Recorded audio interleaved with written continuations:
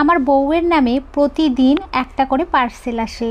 পার্সেলের গায়ে কোনো প্রেরকের ঠিকানা থাকে না, কিন্তু প্রতিটি পার্সেলই কুরিয়ার সার্ভিস থেকে আসে। কোনো দিন বিকেলে, আবার কোনো দিন সন্ধ্যায় অথবা রাতেও আসে। বেশিরভাগ পার্সেলই রাতে আসে। আমি অফিস থেকে ফেরার পর নিত্যদিন এই ঘটনা ঘটছে। যেদিন রাতে পার্সেল আসে না, সেদিন আমি বউকে জিজ্ঞেস করলে বলে আজ কোনো পার্সেল আসেনি। কিন্তু আমি বুঝতে পারছি বউ আমার থেকে কিছু একটা লুকোচ্ছে। আমার বিশ্বাস বউয়ের কোনো প্রাক্তন এসব পাঠাচ্ছে, এবং বউ সেটা জানে। আশ্চর্যের বিষয় হচ্ছে প্রতিটি পার্সেলের ভেতরে ফাঁকা, কোনো কিছুই নেই। শুধুই ফাঁকা পার্সেল পাঠানোর ইঙ্গিত। আমি এখনও ঠিক বুঝে উঠতে পারছি না। বিষয়টি নিয়ে বউয়ের সাথে ইদানিং ঝগড়া লেগেই আছে।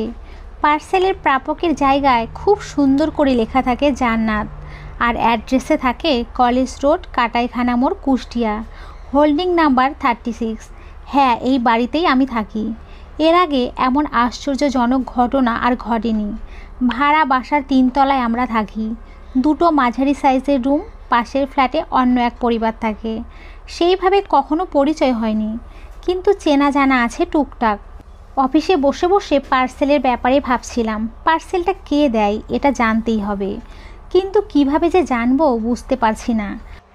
কুরিয়ার অফিসে গেলে ওরাও ঠিক কিছুই বলতে পারে না, বলে এইভাবেই পার্সেল আসছে আর আমরা তো পৌঁছে দিচ্ছি। অনেক সময় কাউকে সারপ্রাইজ দেওয়ার জন্য অনেকেই নাম ঠিকানা গোপন রাখে। এটা কোনো সিরিয়াস ইস্যু না, এই ব্যাপারে আপনাকে কোনো সাহায্য করতে পারবো না। এই পর্যন্ত 20টারও বেশি পার্সেল এসেছে। বিষয়টি নিয়ে এত ভাবতাম না, কিন্তু পার্সেলটা জান্নাতের নামে আসছে। আমাকে ভাবতে বাধ্য হচ্ছে। ভুল করে একটা পার্সেল আসতে পারে, কিন্তু একাধিক পার্সেল ভুল করে আমার বাসায় আসা সম্ভবই না। কেউ হয়তো আমাদের নিয়ে মজা করছে, আর নয়তো জান্নাতের কোনো চেনা মানুষই এসব করছে। অফিসে কিছুতেই মন টিকছে না। আজকের জন্য ছুটি নিলাম, তবে বাসায় ঢুকবো না। রাত অবধি বাসার সামনে লুকিয়ে থাকবো। দেখব পার্সেল আসা দেখে জান্নাত খুশি হয় নাকি বিরক্ত। পার্সেলটা নিয়ে জান্নাত রুমের ভেতরে কি করে সেটা দেখা বেশি জরুরি। তাই একটা গোপন সিসি ক্যামেরা কিনে রুমের মধ্যে লাগাতে হবে। জান্নাত পার্সেলটা নিয়ে রুমে ঢুকে দরজা বন্ধ করে দেবে, আর নিশ্চিত যে ও বেডরুমেই ঢুকবে। বেডরুমে ঢুকে পার্সেলটা কি করে দেখতেই হবে। একটা গোপন সিসি ক্যামেরা কিনলাম। ক্যামেরাটা খুবই শুকনো, জামার বোতাম থেকে একটু বড়। এর একটা বিশেষ সুবিধা হচ্ছে মোবাইলে কানেক্ট করা যাবে। তারবিহীন 20 মিটারের মধ্যে লাইভ শো অন থাকবে, কিন্তু 20 মিটারের দূরে গেলে মোবাইলে আর কিছুই দেখা যাবে না। তবে ভিডিওটি রেকর্ড হয়ে থাকবে, চাইলেই পরে আবার দেখার সুযোগ আছে। এই সুবিধা পাওয়ার জন্য মোবাইলে মাইক্রোসফট অফিসে সেট আপ করতে হবে।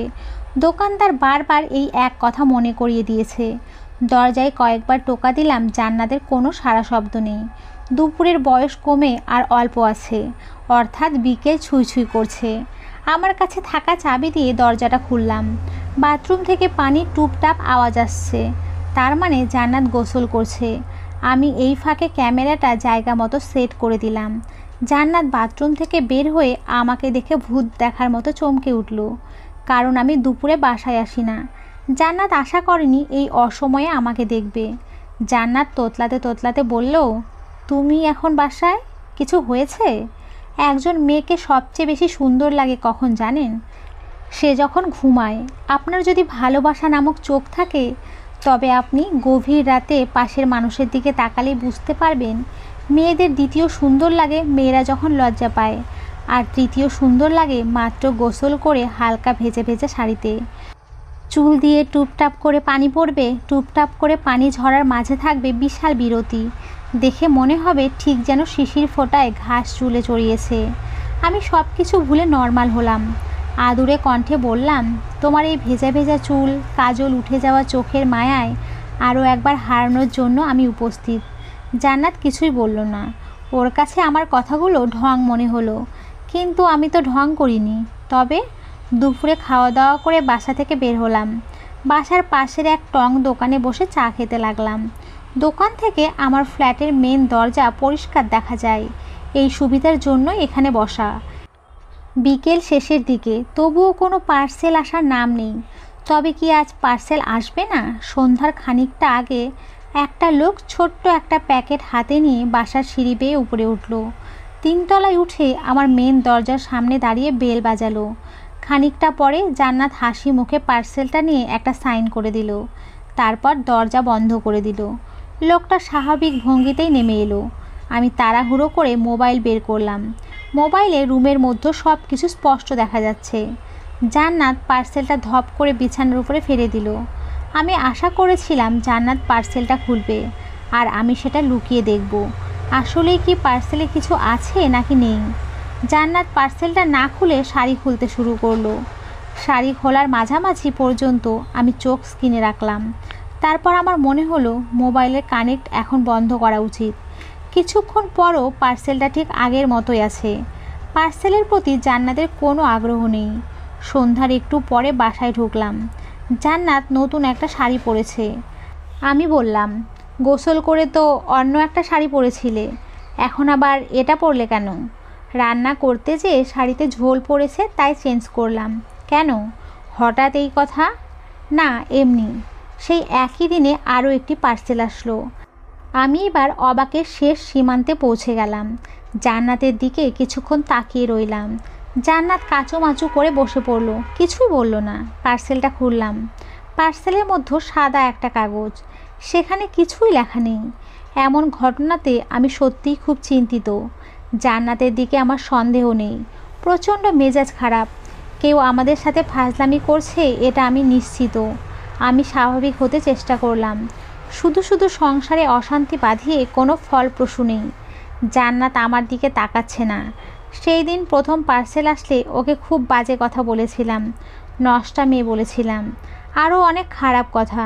কিন্তু জান্নাত সেই দিন কোনো কথা বলেনি। আমার নিজের কাছেই এখন খুব আফসোস হচ্ছে। বড় ভুল করে ফেলেছি। জান্নাতের কাছে আমার ক্ষমা চাওয়া উচিত। আমি জান্নাতের হাত ধরলাম, আমাকে ক্ষমা করে দাও প্লিজ। আমি না বুঝে তোমাকে অনেক গালি দিয়েছি। আমি লজ্জিত। জান্নাত কিছুই বলল না, চুপচাপ বেডরুমে চলে গেল। বুঝলাম এতে হবে না, বড্ড অভিমান অল্পতে ভাঙবে না। পরের দিন সকালে অফিসে যাব, ঠিক তার আগেই আর একটা পার্সেল আসলো। পেরকের জায়গায় একটা ঠিকানা দেওয়া। ঠিকানাটা কুষ্টিয়ার কারো, চৌরাস মোড়ের ওই দিকে। যাই হোক, পার্সেলটা খুললাম। পার্সেলের ভেতরে একটা পুতুল আর একটা চিঠি। চিঠিতে 2 লাইন লেখা। লেখাটা পড়েই আমি ধপ করে সোফায় বসে পড়লাম। আমার শরীর প্রচণ্ড রকম ঘামছে। জান্নাত আমার হাত থেকে কাগজটা নিয়ে পড়তে শুরু করলো। তারপর আমার দিকে করুণ চোখে তাকিয়ে মাথা দুলিয়ে বলল, না না না না। আমার মনে রাগান্বিত ভাব। সব কিছু মেনে নিলেও বউয়ের নামে লাভ লেটার আসাটা মেনে নেওয়া যায় না। কাগজটায় লেখা, ইদানিং কিন্তু কিছুই দিচ্ছ না। দূরে দূরে থাকছো, আবার আমার চিঠির কোনো উত্তরও দিচ্ছ না। এতগুলো টাকা নিয়ে গেলে কিন্তু টাকার বদলে কিছুই না দিয়ে লুকোচুরি খেলছো।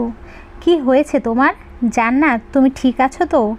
জান্নাত কাঁদো কাঁদো হয়ে বলল, বিশ্বাস করো আমি এইসবের কিছুই জানি না, আর কোনো চিঠিও আমি পাইনি। আমি সত্যি বলছি। আমার রাগ মাথায় চড়ে বসলো। অফিসে আর যাওয়া হলো না। চুপ, একদম চুপ। তুই বলতে চাচ্ছিস সব পার্সেল ভুল করে এসেছে? মানুষ এতটাও পাগল না। আর আমাকে একদম ভুলভাল বোঝানোর চেষ্টা করবি না প্লিজ। আমার কথা শোনো একবার। কোনো কথা শুনবো না, নষ্টা মেয়ে। তোর কথা? শরীর সব অপবিত্র হয়ে গেছে, টাকাও নিয়েছিস। বাহ, খুবই ভালো। আমার গর্ব হচ্ছে। আমার বউ একজন দেহ ব্যবসায়ী।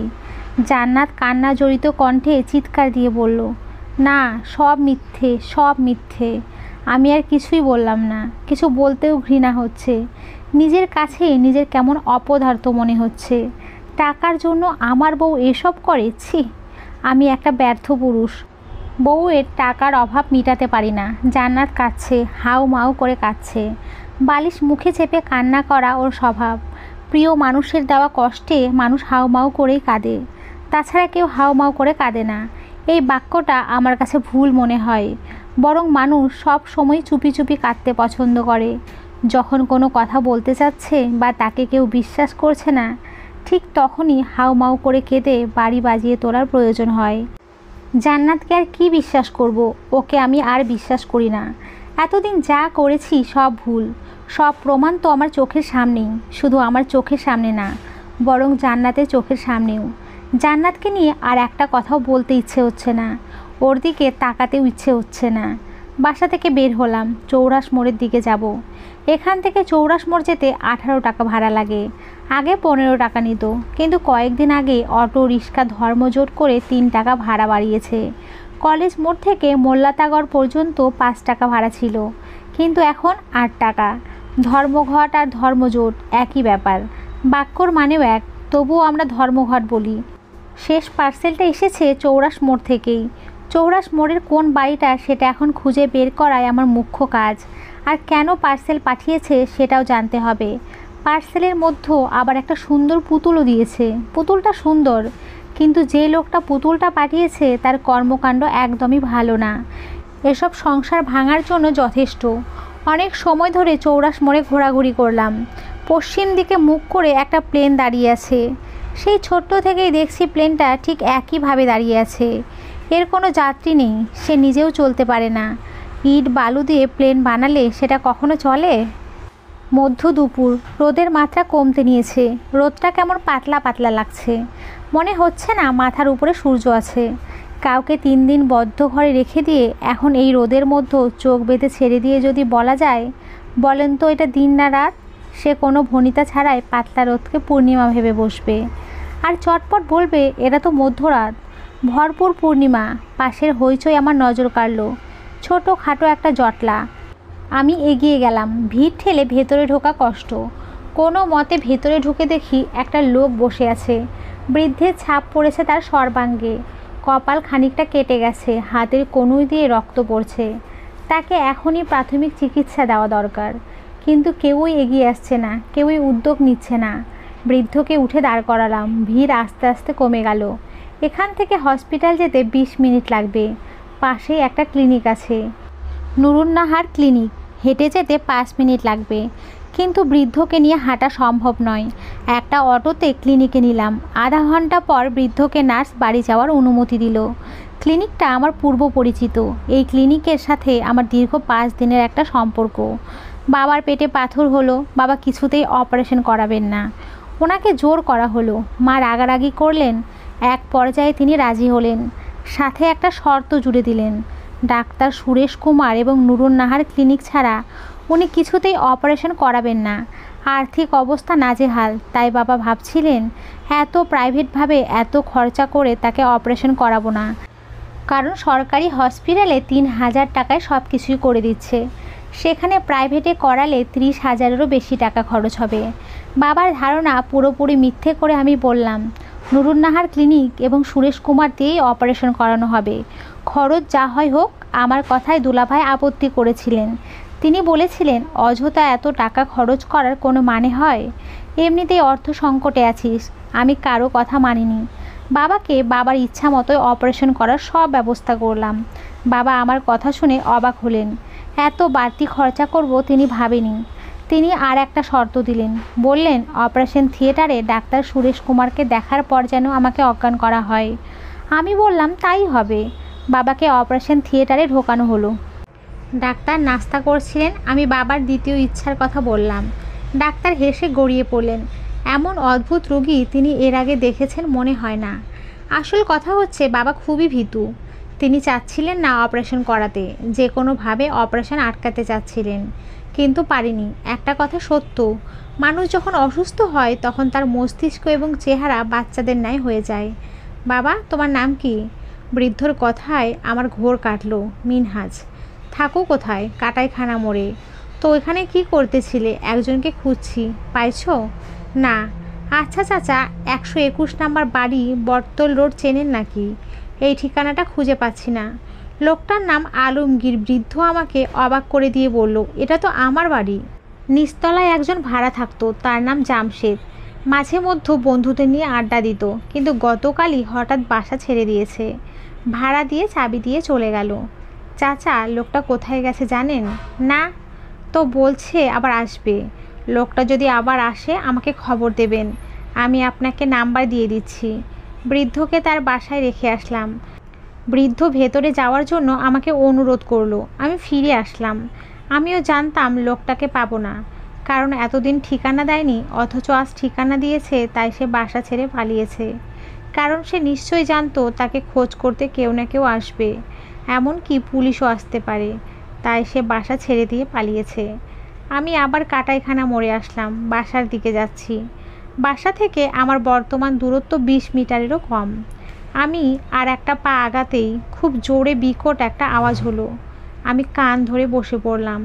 লোকজন ছোটাছুটি করছে, মানুষের আর্তনাদের সাথে হইচই মিলে একটা বিশ্রী শব্দ শোনা যাচ্ছে। আমি উঠে দাঁড়ালাম, একটু এগিয়ে গিয়ে লক্ষ্য করলাম আশেপাশে কোথাও ধোঁয়া নেই, কিন্তু আমার বাসায় হালকা আগুনের সাথে প্রচণ্ড গতিতে ধোঁয়া উঠছে। হঠাৎ জান্নাতের কথা মনে হলো। ও তো বাসায় আছে। বুকের মধ্যে ধক করে উঠল। আমি ভালো করে লক্ষ্য করে দেখলাম উপরে আমার ফ্ল্যাট দিয়ে শুধু আগুন বের হচ্ছে, অন্য কোথাও আগুন নেই। হঠাৎ আমার মনে হলো, আচ্ছা ওই পুতুলের মধ্যে কোনো বোম রাখা ছিল না তো, নাকি সিলিন্ডার ব্লাস্ট হয়েছে? এসব কি তবে আমাকে খুন করার প্ল্যান? এখন মানুষের মাঝে আর আজাহারি শোনা যাচ্ছে না। দমকলের মতো হঠাৎই সব নিশ্চুপ হয়ে গেল। আমার বয়স তখন 14, ভালো খারাপ বুঝতে শেখার বয়সের মাত্রই শুরু। পাশের বাড়িতে আগুন লেগেছিল। আগুনের রেশ ছিল ভয়ঙ্কর, কিছুতেই নেভানোর ব্যবস্থা করা যাচ্ছিল না। আগুন শুধু যেই বাড়িতে লাগে সেই বাড়ির ক্ষতি হয় এমনটা না, আগুন নাচানাচি করতে করতে যেদিকে যাবে সব পোড়াতে পোড়াতে যাবে। নিজের মাধ্যমে অন্যকে পুড়িয়েই আগুন মজা পায়। যেই বাড়িতে আগুন লেগেছিল ওনার নাম আজব শেখ। সম্পর্কে আমার দাদা হন, তবে কোনো এক কারণে ওনার ছেলেকে মামা বলে রাখি। বিষয়টি বেশ রহস্যজনক বলে মনে হলেও আমি কখনো খতিয়ে দেখিনি। আগুন লেগে পুরো বাড়ি শেষ, সাথে পাশের বাড়ির একজনের পানির ট্যাঙ্কিও পুড়ে গেল। যার ট্যাঙ্কি পুড়েছে সে একজন পুলিশ, দেশে আসেন বছরে 2-1 বার। পানির ট্যাঙ্কি পুড়ে যাওয়ায় তার কোনো অভিযোগ না থাকলেও ওনার বড় মেয়ের ঘোর অভিযোগ করে বসলো। আগুনে বাড়িঘর পুড়ে গেছে শুনে ক্যাম্প থেকে 2 জন পুলিশ আসলো। এলাকার সবাই পুলিশকে অনুরোধ করলো যাতে সরকারি খাত থেকে কিছু সাহায্য এদের দেওয়া হয়। ঠিক তখনই পুলিশের কাছে বড় অভিযোগের সুর তুললেন পানির ট্যাঙ্কি পুড়ে যাওয়া ওই পুলিশের বড় মেয়ে। মেয়েটার কথা খুবই যুক্তিসঙ্গত। মেয়েটি বলল, আমার বাবা আমাদের ছেড়ে সেই বনে জঙ্গলে পড়ে থাকে শুধুমাত্র টাকা উপার্জন করার জন্য। আমার বাবার টাকা খুবই কষ্টে উপার্জিত, বছরে 2-1 বার আসে। 2টা ঈদ আমাদের সাথে করতে পারে না, যে কোনো একটা ঈদ আমাদের সাথে কাটায়। বাকি যে ঈদটা থাকে সেটা কত কষ্টে আমরা কাটাই জানেন? ঈদের দিনে ছেলে মেয়ে নিজের এলাকা থেকে দূরে থাকা কত কষ্টের জানেন? তাই আমার বাবার কষ্ট করে উপার্জনের টাকার ট্যাঙ্কির পুড়ে গেছে, সেটারও কিছু বন্দোবস্ত আপনাদেরই করা লাগবে। মেয়েটার কথা শুনে পুলিশ সহ সবাই বিমোহিত। পুলিশ আজব শেখকে বললেন ওনাদেরকে 2000 টাকা দেবেন, আর আপনার ব্যাপারে উপরে দরখাস্ত করছি, কিছুদিন সময় লাগবে।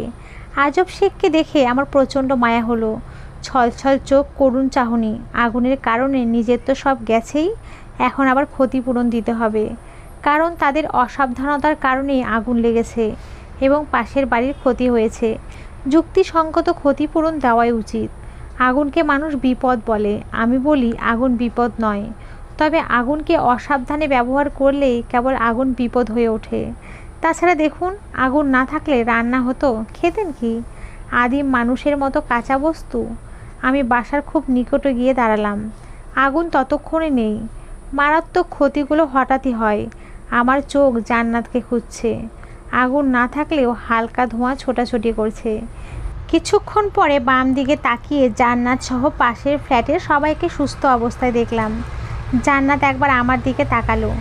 আমি আস্তে আস্তে আমার বাসায় যাওয়ার জন্য একের পর এক সিঁড়ি ধরে উপরে উঠছি। আমার পিছে পিছে সবাই আসছে। এতক্ষণ কেউ সাহস করে উঠতে পারছিল না। আমাকে দেখে হয়তো কিছুটা সাহস পেল। আমি রুমে ঢুকে সেই পুতুলটা খুঁজতে লাগলাম। আসলে কি ওর মধ্যে বোম ছিল কি না, কিন্তু কোথাও পুতুলটা নেই। ঘরের মধ্যে জিনিসপত্র সব আধপোড়া হয়ে আছে। বেশিরভাগই ক্ষতি হয়েছে রান্নাঘর আর বেডরুমে। পুতুলটা কোথাও খুঁজে পেলাম না। আমাকে এমন অস্থির হয়ে কিছু খোঁজা দেখে জান্নাত বলল, কি হয়েছে, কিছু খুঁজছো? হ্যাঁ, তোর প্রেমিকের দেওয়া উপহারটা খুঁজছি। ওটা তো আমি ফেলে দিয়েছি। কথাটা শুনে আমার প্রচণ্ড রাগ হলো। এবার আমি শিওর হলাম পুতুলের মধ্যেই বোম ছিল, আর এটা পরোক্ষভাবে আমাকে খুন করারই প্ল্যান। এখন পুতুলটা ফেটে এই আগুনের সৃষ্টি হয়েছে। তাই জান্নাত বলছে পুতুলটা ফেলে দিয়েছে। ও কোনো মতেই ধরা দিতে চাইছে না। নিজেকে খুব চালাক মনে করছে। তুই পুতুল ফেলে দিয়েছিস নাকি পুতুলের মতো বোম দিয়ে আমাকে খুন করতে চেয়েছিলি? পারলি না তাই লুকোচ্ছিস। আমি তোর সব চালাকি ধরে ফেলেছি। পুতুলে বোম মানে? চুপ, একদম কথা বলবি না। আরে তোর আমার সাথে থাকতে ইচ্ছে হচ্ছে না এটা বললেই পারতি। যা, তোকে মুক্ত করে দিলাম। তোর যেই কয়টা ইচ্ছে বিয়ে কর, আমি কোনো বাধা দেব না। আমি ভাবছিলাম জান্নাত আমার হাতে পায়ে ধরবে, খুব কান্না করবে, কিন্তু আমার ধারণা ভুল করে দিয়ে জান্নাত ব্যাগ গোছাতে শুরু করলো। আমি কিঞ্চিতও অবাক হইনি। ও তো এটাই চাচ্ছিল। ওর আশা পূরণ হচ্ছে, এতে অবাক হওয়ার কিছুই নেই। জান্নাত ওর সব কাপড় আর যাবতীয় জিনিস ব্যাগে গুছিয়ে নিচ্ছে। মানুষ কোনো জায়গায় যাওয়ার জন্য তখনই সব কাপড় গুছিয়ে নেয় যখন সে আর সেখানে কোনো দিন ফিরবে না বা অনেক দিন পর ফিরবে। জান্নাত ওর সব কাপড় গুছিয়ে নিচ্ছে। ওর আর এখানে ফেরার কোনো প্রয়োজন নেই। জান্নাত সব কাপড় গুছিয়ে নিয়ে চলে গেল। যাওয়ার আগে কিছুই বলল না। ওর কাছে টাকা আছে কি না জানি না। আমার ইচ্ছা হচ্ছিল ওর হাতে কয়েকশো টাকা গুঁজে দিতে, রাস্তায় যাতে কোনো সমস্যা না হয়। জান্নাত চলে যাওয়ার পর থেকে আমি অফিসে অনিয়মিত হলাম। একবার নোটিশ এলো, আমি উপস্থিত হলাম না। চাকরিটাও হারালাম। মনের মধ্যে কোনো আফসোস নেই। ফোনের চার্জ শেষ হয়েছে কবেই। চার্জ দিতে ইচ্ছে করে না। কয়েকদিন পর পর গোসল করা হয়। খাওয়া দাওয়া কখন করি কোনো সময় অসময় নেই। এক জামা পরেই 4-5 দিন থাকি। জান্নাত কতদিন হলো গেছে সেটাও হিসাব করা হয়নি। মুখে দাড়ি কামানোর দরকার, চুল ছাঁটা দরকার, কোনোটাই করা হচ্ছে না। ঘর বাড়ি আগুনে নষ্ট হয়ে গেছে। বাড়িওয়ালা বলল, আপনি 2 দিন কোথাও বেরিয়ে আসেন, এর মধ্যে আমি ঘর সারিয়ে ফেলবো। আমি বললাম, আপনি ঘর সারান, আমি এখানেই থাকবো। আমার কোনো অসুবিধা হবে না। দেয়ালে নতুন রং চকচক করছে। জান্নাত এটা দেখলে খুবই আনন্দিত হতো। হালকা শীত পড়ছে। বাড়িটাকে শ্মশান বানিয়ে রেখেছি। মায়ের সাথে কথা বলতে ইচ্ছে হলো। 1 মাস যাবৎ কথা হয় না। ফোনটা চার্জে লাগালাম। বিকেল হয়েছে, একটু ছাদে যেতে মন চাচ্ছে। ছাদে উঠে দেখি একটা অষ্টাদশী মেয়ে অন্যদিকে মুখ করে কি যেন করছে। আগে কখনো দেখিনি। 3 তলা বাড়ি, হয়তো কোনো ফ্ল্যাটে ভাড়া থাকে। মেয়েটার কাছাকাছি গেলাম। মেয়েটার হাতে একটা র্যাপিং কাগজে মোড়ানো বক্স। তাড়াহুড়ো করে খুলছে। এই মেয়ে, কি করো এখানে? মেয়েটা চমকে উঠল। বলল, কিছু না। তোমার হাতে কি? কিছু না বলে বক্সটা খুলতে শুরু করলো। বক্সে কি আছে জানি না, খুললে দেখতে পাবো। প্রেমিক পাঠিয়েছে নিশ্চয়। অনেক দিন পর ওর কাছ থেকে একটা কিছু হাতে পেলাম। অনেক দিন ধরে ঘরে বদ্ধ আছি। বাবা মা সব জেনে যাওয়ার পর আমাকে আর বাইরে বের হতে দেয় না। অষ্টাদশী মেয়েরা কথা বেশি বলে। কেউ কিছু জানতে না চাইলেও তাদেরকে সব বলে দেয়। এরা মনে করে সব কিছু প্রকাশ করার মাঝেই আনন্দ। অষ্টাদশী মেয়েদের আর একটা সমস্যা হচ্ছে, এরা ভালোবাসা আর ভালো লাগাকে গুলিয়ে ফেলে। এটা আসলে ভালোবাসা না ভালো লাগা তারা সঠিক ধরতে পারে না। বক্সের মধ্যে একটা সাদা কাগজ, কাগজে কিছুই লেখা নেই। তবুও দেখলাম মেয়েটা চুপচাপ কি যেন পড়ছে। শুধুই পড়ছে না, একটা কলমের মাথার টর্চ দিয়ে পড়ছে। কাগজে তো কিছুই লেখা নেই। তুমি কি পড়ছো? লেখা আছে, এই কলমে লেখলে এর মাথায় টর্চ জ্বালিয়ে ছাড়া পড়া যায় না। আমি বক্সটা হাতে নিলাম এবং খুব অবাক হলাম। প্রেরকের জায়গায় সাদা এবং প্রাপকের জায়গায় জান্নাত লেখা। তোমার নাম কি জান্নাত? আমি এবার খুব অবাক হলাম। সবটা জানার জন্য বললাম, প্রেরকের জায়গায় একটু আলো ধরো তো। নামটা দেখে আমার সব ভুল ভেঙে গেল। তবে কিছু তথ্য এখনও জানা বাকি। এই রকম পার্সেল আমার বাসায় 20টার বেশি আসছে। আমার বউয়ের নাম জান্নাত। আমি ওকে সন্দেহ করতাম।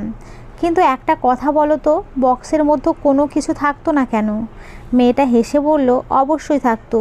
বক্সের মধ্যে হাজারো লেখা থাকতো, যা খালি চোখে দেখা যায় না। মনে করেন পার্সেল আসলো, মা রিসিভ করে দেখলো খালি প্যাকেট, কিছুই নেই। তখন সেটা ঘরের কোনো এক কোণায় ফেলে রাখবে, আর পরে আমি সেটা চুপি চুপি পড়ব। এই জন্যই এই আইডিয়া। কিন্তু অনেক দিন পর পার্সেল আসলো। এর আগেই আসবে ভেবেছিলাম। আচ্ছা, তুমি কি ওই ছেলের কাছে থেকে কোনো টাকা নিয়েছো? হ্যাঁ, নিয়েছিলাম। কেন নিয়েছিলে? সেটা অনেক লম্বা কাহিনী। তোমাকে বাসা থেকে বের হতে দেয় না। আজ পার্সেল রিসিভ করতে দিল। মা ঘুমাচ্ছে, বাবা বাসায় নেই, তাই আমি দরজা খুলেছি। কপাল ভালো যে ঠিক আমার হাতেই পার্সেল পড়লো, নয়তো আরও বকা খেতাম। আচ্ছা, আপনি না বললেন আপনার বাসায় পার্সেল আসছে? আমাকে পার্সেলগুলো দেবেন? যদি আমার না হয় তবে আমি ফেরত দেব। যা ধরেছিলাম তাই হলো, পার্সেলের গায়ে লাইট মেরে ঠিক একই নাম পেলাম। পার্সেল ছিল অনেকগুলো, সব আগুনে পুড়ে গেছে। এটাও আধপোড়া। আচ্ছা, তোমাকে বাড়ি থেকে বের হতে দিচ্ছে না কেন? সামনের মাসে আমার বিয়ে। বাবা চান না আমি ওই ছেলের সাথে আর যোগাযোগ রাখি, কিন্তু তার কথা অমান্য করছি, তাই এখন ঘর বন্দি আছি। তুমি চাইলে আমি তোমাকে ওই ছেলের কাছে যেতে সাহায্য করব। আপনার সাথে পরে কথা বলবো, এমনিতেই অনেক দেরি হয়ে গেছে। মা জানলে কেলেঙ্কারি বাঁধিয়ে দেবে। মেয়েটা দৌড়ে চলে গেল। আমি ফোনটা হাতে নিলাম। অনেকগুলো মেসেজের মধ্যে একটা মেসেজ আমার নজর কাড়ল। সত্যি বলছি, আমার পেটের সন্তান শুধুই আমাদের দুজনের। সন্ধ্যা নেমে গেছে, মানুষ নিজ নীড়ে ফিরছে। সারাদিনের কর্মব্যস্ততার অবসান ঘটলে বাড়ির পথ সবাই বেছে নেয়। ল্যাম্পপোস্টের নিয়ন আলো জ্বলতে শুরু করেছে। জান্নাতের মেসেজটা দেখেই আমি ওর বাড়ির দিকে রওনা দিয়েছি।